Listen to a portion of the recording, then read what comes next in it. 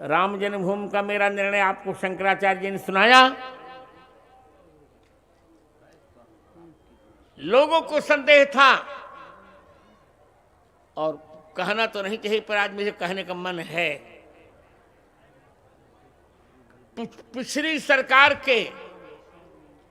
सरकार के फाइली प्रधानमंत्री मनमोहन सिंह ने और उनकी परम आराध्या एक विदेशी महिला सोनिया गांधी ने कह दिया था, सुनिए, उनकी परमाराध्या एक विदेशी महिला जिनको ये भी ज्ञान नहीं है कि गेहूं बोया जाता, शक्कर बोई जाती है कि गन्ना बोया जाता है, उन्होंने सभा में उन्होंने लिखित दे दिया कोर्ट को कि राम जी अयोध्या में पैदा नहीं हुए थे। मैंने तुरंत पत्र लिखा कि सोनिया भले कुछ न जानती हो, राहुल जी भले जन्मना पप्पू हूं, पर मनमोहन सिंह तुम तो जानते हो, तुम्हारे गुरु ग्रंथ साहब में 5600 बार राम नाम का उच्चारण हुआ है। तुमने किस आधार पर कह दिया कि राम जी अयोध्या में पैदा नहीं हुए थे? और संयोग बना मित्रों, कोर्ट में जब गवाही देने का प्रश्न आया, उसमें सभी मुझसे नाराज हो गए थे। निर्वाणी की ज्ञानदास भी मुझसे नाराज, तुमका नाराज होकर 2 रोटी और खा लेना।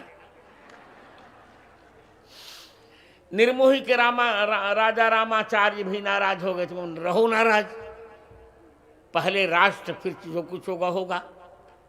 कोर्ट ने ये पूछा था मित्रों कि बिना देखे आप कैसे साक्ष्य देंगे। मैंने कोर्ट से पूछा कि तुम साक्ष्य चाहते किस चीज का हो? कोर्ट ने कहा शास्त्रीय साक्ष्य हम चाहते हैं।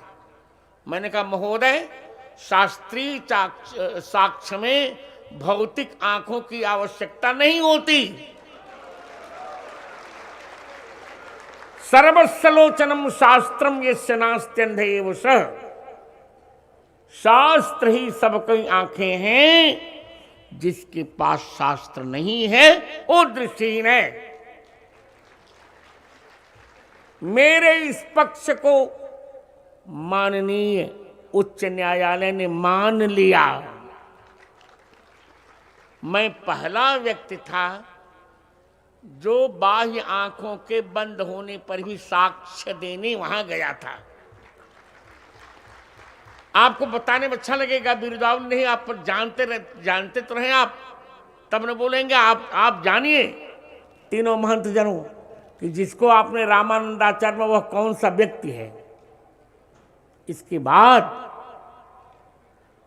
जब सभी धर्माचार्यों ने मना कर दिया कि हम नहीं जाएंगे, हमारे ठाकुर मना कर रहे हैं, तो मैंने कहा कि हमारे ठाकुर मना करेंगे तो भी हम जाएंगे। क्यों? इसलिए जाएंगे कि मैं वशिष्ठ गोत्रीय ब्राह्मण हूं और इस मुकदमे में रामलला नाबालिग हैं। जब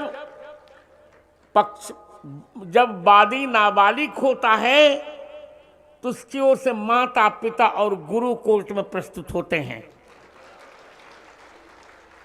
तो मैं संबंधतः राम जी के गुरु पक्ष का हूं, गुरु हूं, मैं जाऊंगा। और कोर्ट में गया मैं मित्रों, मुझे चुप कराने के लिए विपक्षियों ने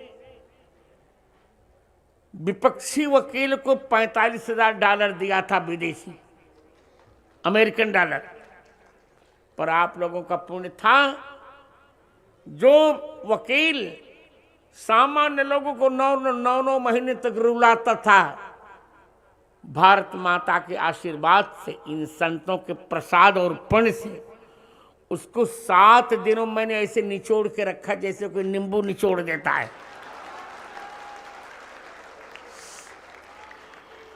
और जब मुसलमान जज ने मुझसे पूछा था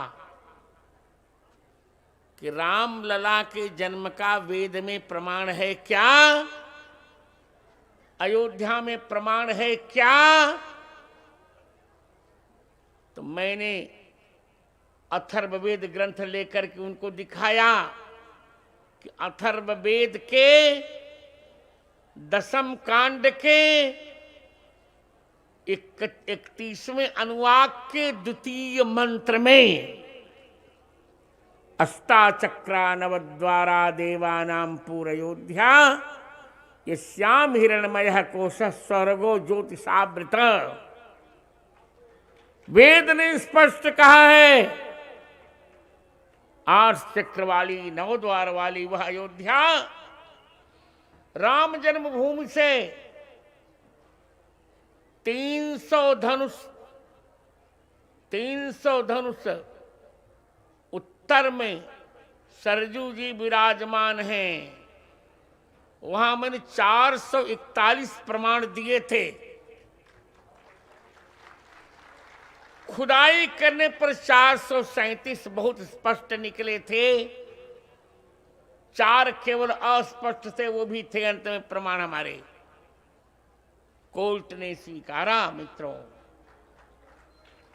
सुप्रीम कोर्ट में भी जब निर्णय आ रहा था तब 8 नवंबर 19 को अशोक भूषण जी ने कहा मुख्य जज से, मुख्य न्यायाधीश रंजन गोगोई से कि महोदय एक बार रामभद्राचार्य जी का, जगत गुरु रामानंदाचार्य स्वामी रामभद्राचार्य जी का एक बार विटनेस बयान पढ़ लिया जाए। पढ़ने पर मित्रों दिशा और दशा दोनों बदली। 9 नवंबर 2019 को हमारे पक्ष में निर्णय आ गया।